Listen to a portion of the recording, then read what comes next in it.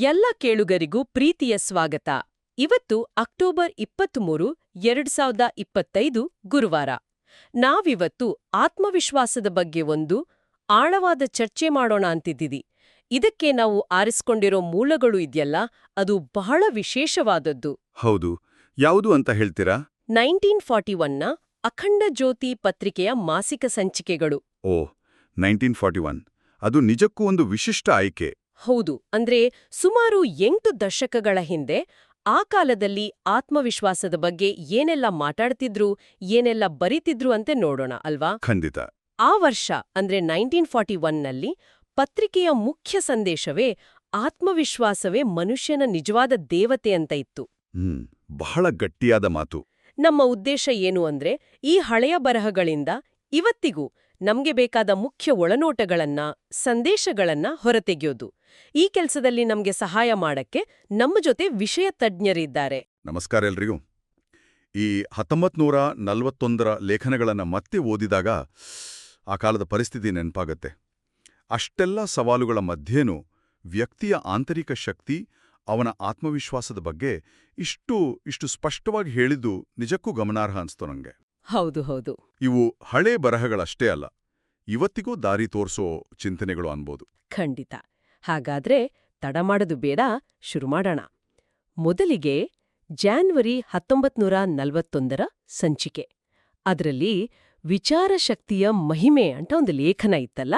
ಹೌದು, ಜಾನ್ವರಿ ಸಂಚಿಕೆ. ಅದು ಏನ್ ಹೇಳುತ್ತೆ? ನಮ್ಮ ಯೋಚನೆಗಳ ಶಕ್ತಿ ಬಗ್ಗೆನಾ? ಅದೇ ಮುಖ್ಯವಾದಿ. ಆ ಲೇಖನ ಹೇಳೋದೇನಂದ್ರೆ, ನಮ್ಮ ಆಲೋಚನೆಗಳಿದೆಯಲ್ಲ, ಅವು ಸುಮ್ಮನೆ ಮನ್ಸಲ್ಲಿ ಬಂದು ಹೋಗೋ ವಿಷಯಗಳಲ್ಲ.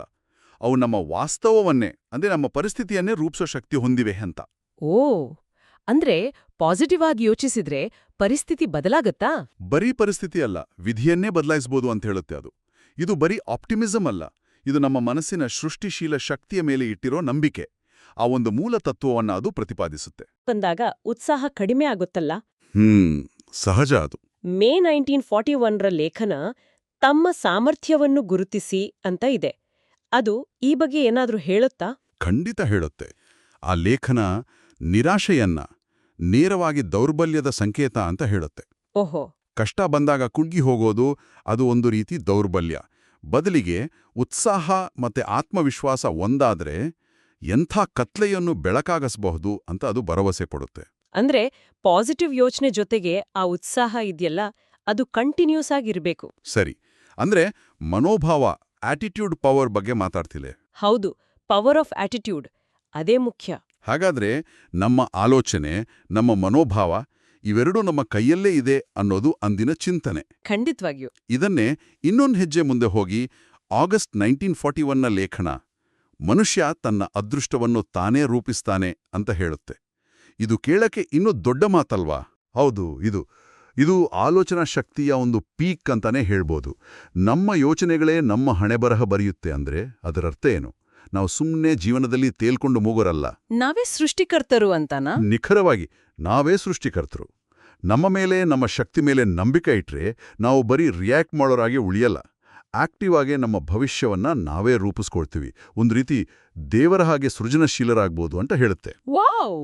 ಹಾಗಾಗಿ ನೀವು ನೋಡಿ, ಜಾನ್ವರಿ, ಮೇ ಮತ್ತೆ ಆಗಸ್ಟ್ ಈ 3 ತಿಂಗಳ ಲೇಖನಗಳು ಒಟ್ಟಿಗೆ ನಮ್ಮ ಮನಸ್ಸಿನ ಅಗಾಧ ಶಕ್ತಿ ಮತ್ತೆ ನಮ್ಮ ಜವಾಬ್ದಾರಿಯನ್ನ ಎತ್ತಿ ತೋರಿಸ್ತವೆ. ಓಕೆ, ಮನಸ್ಸಿನ ಶಕ್ತಿ ಬಗ್ಗೆ ಗೊತ್ತಾಯ್ತು.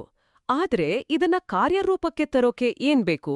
ಸುಮ್ನೆ ಯೋಚನೆ ಮಾಡಿದ್ರೆ ಸಾಕಾಗಲ್ವಲ್ಲ? ಖಂಡಿತ ಇಲ್ಲ. ಮಾರ್ಚ್ 1941ರ ಯಶಸ್ಸಿನ ರಹಸ್ಯ ಲೇಖನ ಪ್ರಯತ್ನದ ಬಗ್ಗೆ ಹೇಳುತ್ತೆ ಅಂತ ಕಾಣುತ್ತೆ. ಹೌದು, ಅಲ್ಲಿ ಕ್ರಿಯೆಯ ಮಹತ್ವ ಶುರುವಾಗುತ್ತೆ. ಯಶಸ್ಸು ಅನ್ನೋದು ಸುಮ್ಮನೆ ಸಿಗಲ್ಲ, ಅದು ಆಕಸ್ಮಿಕ ಅಲ್ಲ. ಅದಕ್ಕೆ ಅಚಲವಾದ ಆತ್ಮವಿಶ್ವಾಸ ಬೇಕು, ಜತೆಗೆ ನಿರಂತರ ಪ್ರಯತ್ನ ಬೇಕೇ ಬೇಕು ಅಂತ ಸ್ಪಷ್ಟವಾಗಿ ಹೇಳುತ್ತೆ ಆ ಲೇಖನ. ಇನ್ನೊಂದು ಮುಖ್ಯವಾದ ಅಂಶ ಏನು ಅಂದ್ರೆ ಸೋಲಿನ ಬಗ್ಗೆ ಅದು ಕೊಡೋ ಪರ್ಸ್ಪೆಕ್ಟಿವ್. ಸೋಲು ಬಂದ್ರೆ ನಿಂತು ಹೋಗ್ಬಾರ್ದು. ಹೌದು, ಎಷ್ಟೋ ಸಲ ಹಾಗೆ ಆಗುತ್ತೆ. ಆದ್ರೆ ಆ ಲೇಖನ ಹೇಳುತ್ತೆ, ಸೋಲು ಅನ್ನೋದು ಒಂದು ಅನುಭವ ಕೊಡುವ ಪಾಠ ಅಷ್ಟೇ. ನಮ್ಮ ಧೈರ್ಯವನ್ನ ಅದು ಕುಗ್ಗಿಸಬಾರದು. ಆತ್ಮವಿಶ್ವಾಸ ಇದ್ರೆ ಆ ಸೋಲಿನಿಂದಲೂ ನಾವು ಕಲಿಬೋದು. ಸರಿ, ಅಂದ್ರೆ ವಿಶ್ವಾಸ ಇರ್ಬೇಕು, ಪ್ರಯತ್ನನೂ ಇರ್ಬೇಕು. ಈಗ ಜೂನ್ 1941ರ ಸಾಧನೆ ಮತ್ತು ಆತ್ಮಬಲ ಲೇಖನ ಹೇಳತ್ತೆ ಆತ್ಮವಿಶ್ವಾಸ ಹುಟ್ಟಿನಿಂದ ಬರೋದಲ್ಲ, ಅದನ್ನ ಸಾಧನೆಯಿಂದ ಅಂದ್ರೆ ಪ್ರಾಕ್ಟೀಸ್ ಮಾಡಿ ಬೆಳೆಸ್ಕೋಬೇಕು ಅಂತ. ಈ ಎರಡೂ ಲೇಖನಗಳನ್ನ ಹೇಗೆ ಲಿಂಕ್ ಮಾಡ್ಬೋದು? ಒಳ್ಳೆ ಪ್ರಶ್ನೆ. ಇವೆರಡು ಆಕ್ಷನ್ ಬಗ್ಗೆನೇ ಹೇಳೋದು. ಮಾರ್ಚ್ ಲೇಖನ ಏನು ಮಾಡಬೇಕು ಅಂದ್ರೆ ಪ್ರಯತ್ನ ಮಾಡಬೇಕು ಅಂತ ಹೇಳಿದ್ರೆ, ಜೂನ್ ಲೇಖನ ಹೇಗೆ ಮಾಡಬೇಕು ಅಂತ ವಿವರಿಸುತ್ತೆ. ಅಂದ್ರೆ ನಿರಂತರ ಸಾಧನೆ, ಅಭ್ಯಾಸ. ಓ ಹಾಗೆ. ಆತ್ಮವಿಶ್ವಾಸ ಅನ್ನೋದು ಒಂದು ಮಸಲ್ ಇದ್ದಾಗ ಅಲ್ವಾ, ಅದನ್ನ ಎಷ್ಟು ಬಳಸ್ತೀವೋ, ಎಷ್ಟು ಪ್ರಾಕ್ಟೀಸ್ ಮಾಡ್ತೀವೋ ಅಷ್ಟು ಗಟ್ಟಿಯಾಗುತ್ತೆ. ದೃಢ ನಿಶ್ಚಯ ಮಾಡಿ ಕಂಟಿನ್ಯೂಯಸ್ ಆಗಿ ಪ್ರಯತ್ನ ಪಡೋರೆ ಕೊನೆಗೆ ಗೆಲ್ಲೋದು, ಅವರ ಆತ್ಮವಿಶ್ವಾಸನೂ ಹೆಚ್ಚಾಗೋದು. ಈ ಪ್ರಯತ್ನದ ಹಾದಿಯಲ್ಲಿ ಸವಾಲುಗಳು, ಸಂಘರ್ಷಗಳು ಬರೋದು ಸಹಜ ಅಲ್ವಾ? ಅದನ್ನ ಹೇಗೆ ಎದುರಿಸೋದು? ನವೆಂಬರ್ 1941ರ ಜೀವನದಲ್ಲಿ ಸಂಘರ್ಷ ಅನ್ನೋ ಲೇಖನ ಏನಾದ್ರೂ ಹೇಳುತ್ತಾ? ಹೇಳುತ್ತೆ. ಅದು ಸಂಘರ್ಷಗಳನ್ನ ಪ್ರಾಬ್ಲಮ್ ಅಂತ ನೋಡೋದಿಲ್ಲ, ಬದಲಿಗೆ ನಮ್ಮ ಆತ್ಮಬಲವನ್ನ ಟೆಸ್ಟ್ ಮಾಡಿ ಅದನ್ನ ಬೆಳೆಸೋ ಒಂದು ಪ್ರಯೋಗಶಾಲೆ ಅಂತ ಕರೀತೆ. ಪ್ರಯೋಗಶಾಲೆ? ಹೌದು. ಮತ್ತೆ ಸ್ವಾವಲಂಬಿ ವ್ಯಕ್ತಿನೇ ಅತಿ ಹೆಚ್ಚು ಆತ್ಮವಿಶ್ವಾಸಿ ಅಂತಾನೂ ಹೇಳುತ್ತೆ. ಯಾಕಂದ್ರೆ ಸವಾಲುಗಳನ್ನ ತಾವೇ ಎದುರಿಸಿ ನಿಂತಾಗ ಬರೋ ಅನುಭವ, ಆ ಶಕ್ತಿ ಅದು ಬೇರೆ ಯಾವುದಿಂದಲೂ ಸಿಗಲ್ಲ. ನಿಜ. ಹಾಗಾಗಿ ಮಾರ್ಚ್, ಜೂನ್ ಮತ್ತೆ ನವೆಂಬರ್ ಈ 3 ತಿಂಗಳ ಲೇಖನಗಳು ಒಟ್ಟಿಗೆ ಕ್ರಿಯಾಶೀಲತೆ, ಪರಿಶ್ರಮ ಮತ್ತೆ ಸವಾಲುಗಳನ್ನ ಎದುರಿಸೋ ಮನೋಭಾವ, ಇವು ಆತ್ಮವಿಶ್ವಾಸ ಕಟ್ಕೊಳ್ಳಕ್ಕೆ ಎಷ್ಟು ಮುಖ್ಯ ಅಂತ ಹೇಳ್ತವೆ. ಸರಿ, ಮನಸ್ಸಿನ ಶಕ್ತಿ, ಕ್ರಿಯೆಯ ಮಹತ್ವ ಗೊತ್ತಾಯ್ತು. ಇವುಗಳ ಜೊತೆಗೆ ನಮ್ಮ ಆಂತರಿಕ ಸ್ಥಿರತೆ ಬಗ್ಗೆನೂ ಅಖಂಡ ಜ್ಯೋತಿ ಮಾತಾಡಿದ್ಯಾ? ಫೆಬ್ರವರಿ 1941ರ ತಮ್ಮ ಮೇಲೆ ವಿಶ್ವಾಸವಿಡಿ ಲೇಖನ ಬೇರೆಯವರ ಮೇಲೆ ಅವಲಂಬಿತರಾಗೋದ್ರ ಬಗ್ಗೆ ಎಚ್ಚರಿಸುತ್ತೆ ಅಂತ ಕಾಣುತ್ತೆ. ಹೌದು. ಅದು ಸ್ವಾವಲಂಬನೆಯ ಬೇರುಗಳ ಬಗ್ಗೆ ಮಾತಾಡುತ್ತೆ. ಅಂದ್ರೆ ನಮ್ಮ ಆಂತರಿಕ ಮಾರ್ಗದರ್ಶನ. ಬೇರೆಯವರ ಅಭಿಪ್ರಾಯ ಕೇಳೋದ್ರಲ್ಲಿ ತಪ್ಪೇನಿಲ್ಲ, ಆದರೆ ಕೊನೆಗೆ ನಮ್ಮ ವಿವೇಕ, ನಮ್ಮ ಒಳಗಿನ ಧ್ವನಿ ಇದೆಯಲ್ಲ, ಅದನ್ನ ನಂಬೋದೇ ನಿಜವಾದ ಆತ್ಮವಿಶ್ವಾಸ. ಬೇರೆಯವರ ಮೇಲೆ ಜಾಸ್ತಿ ಡಿಪೆಂಡ್ ಆದ್ರೆ ಅದು ನಮ್ಮ ಆತ್ಮವಿಶ್ವಾಸದ ಸಾವಿಗೆ ಸಮ ಅಂತ ಸ್ಪಷ್ಟವಾಗಿ ಹೇಳುತ್ತೆ ಆ ಲೇಖನ. ಇವತ್ತಿನ ಕಾಲದಲ್ಲಿ ಇದು ಬಹಳ ಮುಖ್ಯ ಅಲ್ವಾ? ಎಲ್ಲಾ ಕಡೆಯಿಂದ ಅಭಿಪ್ರಾಯಗಳು, ಗದ್ದಲ. ಹೌದು, ಸೋಷಿಯಲ್ ಮೀಡಿಯಾ ಯುಗದಲ್ಲಿ ಇದು ಇನ್ನೂ ಜಾಸ್ತಿ ಅನಿಸುತ್ತೆ. ಖಂಡಿತ. ನಮ್ಮ ಒಳಗಿನ ಧ್ವನಿನ ನಂಬೋದು ಸರಿ, ಅದರ ಜೊತೆಗೆ ಮನಸ್ಸನ್ನ ಕಂಟ್ರೋಲ್ ಮಾಡೋದು ಕೂಡ ಮುಖ್ಯ ಇರಬೇಕಲ್ಲ. ಏಪ್ರಿಲ್ 1941ರ ಧೈರ್ಯ ಮತ್ತು ಸಾಹಸ ಲೇಖನ ಈ ಬಗ್ಗೆ ಹೇಳುತ್ತೆ ಅನ್ಸುತ್ತೆ. ಖಂಡಿತವಾಗಿಯೂ. ಆ ಲೇಖನ ಹೇಳೋದು ಮನಸ್ಸಿನ ನಿಯಂತ್ರಣವೇ ಆತ್ಮಬಲದ ಮೂಲ ಅಂತ. ಯಾರು ತಮ್ಮ ಯೋಚನೆಗಳನ್ನ, ಭಾವನೆಗಳನ್ನ ಹತೋಟಿಯಲ್ಲಿಟ್ಕೊಳ್ತಾರೋ ಅವರು ಜೀವನದ ಬಿರುಗಾಳಿಗಳನ್ನ ನಗುತ್ತಾ ಎದುರಿಸ್ತಾರೆ. ಇದು ಮೆಂಟಲ್ ಡಿಸಿಪ್ಲಿನ್, ಮನೋನಿಗ್ರಹದ ಪ್ರಾಮುಖ್ಯತೆ ಬಗ್ಗೆ ಹೇಳತ್ತೆ. ಬರೀ ಧೈರ್ಯ ಅಲ್ಲ, ಆಂತರಿಕ ಸ್ಥಿರತೆ. ಹಾಗಾದ್ರೆ ಈ ಆಂತರಿಕ ಸ್ಥಿರತೆ ಅಂದ್ರೆ ಕಷ್ಟದ ಪರಿಸ್ಥಿತಿ ಬಂದಾಗ್ಲೂ ಅಲುಗಾಡದೇ ಇರೋದಾ? ಸೆಪ್ಟೆಂಬರ್ 1941ರ ಅಚಲ ಮನುಷ್ಯ ಲೇಖನ ಇದನ್ನೇ ಹೇಳ್ತಿರಬಹುದಾ? ನಿಖರವಾಗಿ ಅದೇ ಪಾಯಿಂಟ್. ಆ ಲೇಖನ ಹೇಳತ್ತೆ, ನಿಜವಾದ ಆತ್ಮವಿಶ್ವಾಸಕ್ಕೆ ಆಳವಾದ ಗಟ್ಟಿಯಾದ ಬೇರುಗಳಿರ್ತವೆ. ಕಷ್ಟಗಳು, ವಿರೋಧಗಳು ಬಂದಾಗ ಕುಸಿದು ಹೋಗದೆ ಸ್ಟಡಿಯಾಗಿ ನಿಲ್ಲುವನೇ ಅಚಲ ಮನುಷ್ಯ, ನಿಜವಾದ ಆತ್ಮವಿಶ್ವಾಸಿ. ಇದು ಸ್ಥಿತಪ್ರಜ್ಞತೆ ಅಂದ್ರೆ ಮೆಂಟಲ್ ಬ್ಯಾಲೆನ್ಸ್ ಬಗ್ಗೆ ಹೇಳುತ್ತೆ. ಹಾಗಾಗಿ ಫೆಬ್ರವರಿ, ಏಪ್ರಿಲ್ ಮತ್ತೆ ಸೆಪ್ಟೆಂಬರ್ ಲೇಖನಗಳನ್ನು ಒಟ್ಟಿಗೆ ನೋಡಿದ್ರೆ ಆಂತರಿಕ ಶಕ್ತಿ, ಸ್ವಯಂ ನಂಬಿಕೆ ಮತ್ತೆ ಮಾನಸಿಕ ಸ್ಥಿರತೆ ಇವುಗಳ ಮೇಲೆ ಆತ್ಮವಿಶ್ವಾಸ ಹೇಗೆ ನಿಂತಿದೆ ಅಂತ ಗೊತ್ತಾಗತ್ತೆ.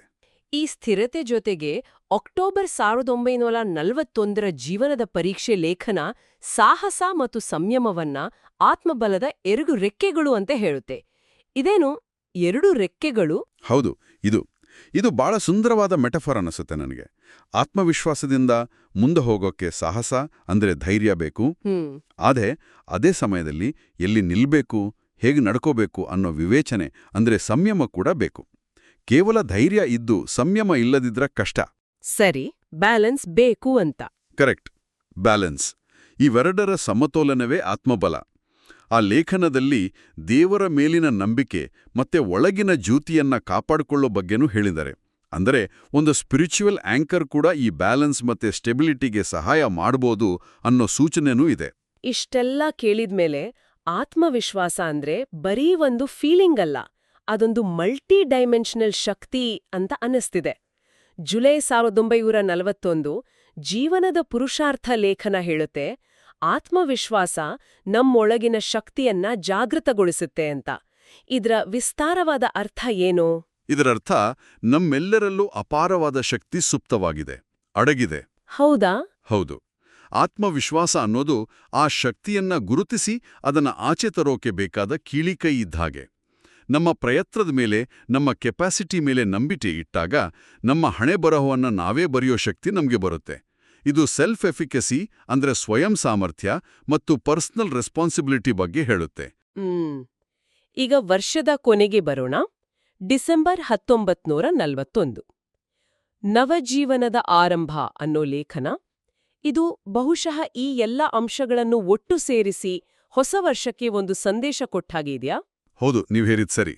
ಅದು ಒಂದು ರೀತಿ ಇಡೀ ವರ್ಷ ಚರ್ಚೆ ಮಾಡಿದ ವಿಷಯಗಳ ಸಾರಾಂಶವೇ ಹೌದು. ಹೊಸ ವರ್ಷ ಶುರು ಮಾಡೋ ಮುಂಚೆ ನಮ್ಮೊಳಗಿನ ಆತ್ಮವಿಶ್ವಾಸದ ಜ್ಯೋತಿಯನ್ನ ಮತ್ತೆ ರೀಇಗ್ನೈಟ್ ಮಾಡಕ್ಕೆ ಅದು ಕರೆ ಕೊಡುತ್ತೆ. ರೀಇಗ್ನೈಟ್? ಹೌದು. ಆತ್ಮನಿಯಂತ್ರಣ, ನಿರಂತರ ಸಾಧನೆ ಅಂದ್ರೆ ಅಭ್ಯಾಸ, ಮತ್ತೆ ಅಚಲವಾದ ವಿಶ್ವಾಸ ಇವೇ ನವಜೀವನಕ್ಕೆ ಬೇಕಾದ ಮಂತ್ರಗಳು ಅಂತ ಅದು ಸಾರುತ್ತೆ. ಆತ್ಮವಿಶ್ವಾಸ ಅನ್ನೋದು ಒಂಥರ ನಿರಂತರವಾದ ಪ್ರಾಸೆಸ್. ಸೆಲ್ಫ್ ಡಿಸ್ಕವರಿ, ಡಿಸಿಪ್ಲಿನ್ ಮತ್ತೆ ನಂಬಿಕೆಯ ಫಲ. ಅದನ್ನ ಕಂಟಿನ್ಯೂಸ್ ಆಗಿ ಪೋಷಿಸಬೇಕು, ಕಾಪಾಡ್ಕೋಬೇಕು.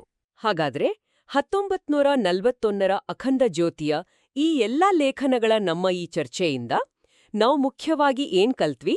ಆತ್ಮವಿಶ್ವಾಸ ಹೊರಗಿನಿಂದ ಬರೋದಲ್ಲ, ಅದೊಂದು ಒಳಗಿನ ಸ್ಥಿತಿ ಅನ್ನೋದೇನಾ? ಖಂಡಿತ.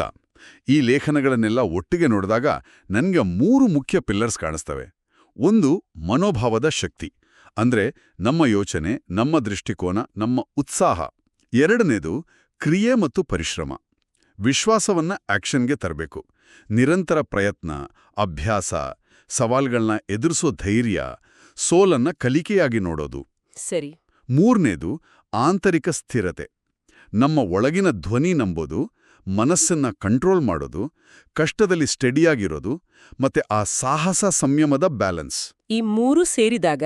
ಹೌದು. ಈ 3 ಅಂಶಗಳು ಒಂದಕ್ಕೊಂದು ಪೂರಕವಾಗಿ ಕೆಲಸ ಮಾಡಿದಾಗ ವ್ಯಕ್ತಿಯೊಳಗಿನ ಆ ನಿಜವಾದ ದೇವತೆ ಅಂದ್ರೆ ಆತ್ಮವಿಶ್ವಾಸ ಜಾಗೃತಗೊಳ್ಳುತ್ತೆ ಅಂತ 1941ರ ಅಖಂಡ ಜ್ಯೋತಿ ಹೇಳ್ತಿತ್ತು. ಮತ್ತೆ ಆ ಶಕ್ತಿ ನಮ್ಮೆಲ್ಲರಲ್ಲೂ ಇದೆ, ಅದನ್ನ ಜಾಗೃತಗೊಳಿಸೋದು ನಮ್ಮ ಕೈಯಲ್ಲೇ ಇದೆ ಅಂತ.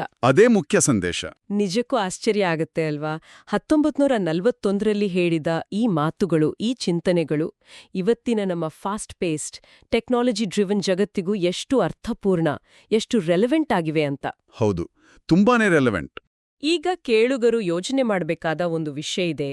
ಈ ಹಳೆಯ ಆದ್ರೆ ಸಾರ್ವಕಾಲಿಕ ಜ್ಞಾನದ ಬೆಳಕಿನಲ್ಲಿ ನಮ್ಮ ಇವತ್ತಿನ ಜೀವನದಲ್ಲಿ ನಮ್ಮದೇ ಆದ ಸವಾಲುಗಳ ಮಧ್ಯೆ ನಮ್ಮೊಳಗಿನ ಈ ಆತ್ಮವಿಶ್ವಾಸದ ಜ್ಯೋತಿಯನ್ನ ಸದಾ ಬೆಳಗುತ್ತಾ ಇಡೋಕೆ ನಾವು ವೈಯಕ್ತಿಕವಾಗಿ ಯಾವ ರೀತಿಯ ಸಾಧನೆಯನ್ನ, ಯಾವ ಅಭ್ಯಾಸವನ್ನ ರೂಢಿಸ್ಕೊಳ್ಬಹುದು? ಬಹುಶಃ ಇದು ನಾವೆಲ್ಲರೂ ಸ್ವಲ್ಪ ಆಳವಾಗಿ ಯೋಚನೆ ಮಾಡಬೇಕಾದ ಪ್ರಶ್ನೆ. ಇಷ್ಟು ಆಳವಾದ ಚಿಂತನೆಗೆ ಹಚ್ಚುವ ಚರ್ಚೆಯಲ್ಲಿ ಭಾಗಿಯಾದ ತಜ್ಞರಿಗೆ ತುಂಬಾ ಧನ್ಯವಾದಗಳು. ಹಾಗೆಯೇ ಇಷ್ಟು ಹೊತ್ತು ಗಮನವಿಟ್ಟು ಕೇಳಿದ ತಮ್ಮೆಲ್ಲರಿಗೂ ನಮ್ಮ ಹೃತ್ಪೂರ್ವಕ ಧನ್ಯವಾದಗಳು.